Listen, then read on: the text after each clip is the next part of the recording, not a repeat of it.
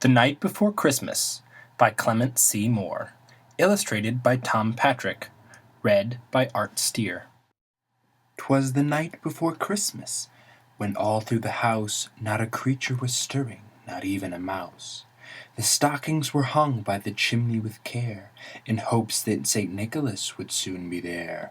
The children were nestled all snug in their beds, while visions of sugar plums danced in their heads. And Mamma in her nightcap, and I in my cap, had just settled down for a long winter's nap.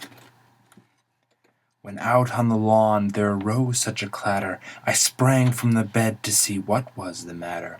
Away in the window I flew like a flash, tore open the shutters and threw up the sash. The moon on the breast of the new-fallen snow gave the luster of midday to objects below. When, what to my wondering eye should appear but a miniature sleigh and 8 tiny reindeer, with a little old driver so lively and quick, I knew in a moment that it must be Saint Nick. More rapid in eagles his coursiers they flew, and he whistled and shouted and called them by name. Now Dasher, now Dancer, now Prancin' and Vixen, on Comet, on Cupid, on Donder and Blitzen, to the top of the porch, to the top of the wall, now dash away, dash away, dash away all!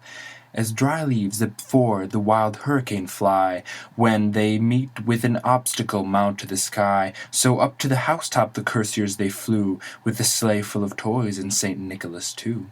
Then at a twinkling I heard on the roof the prancing and pawing of each little hoof. As I drew in my head and was turning around, down the chimney St. Nicholas came with a bound. He was dressed all in fur from his head to his foot, and his clothes were all tarnished with ashes and soot.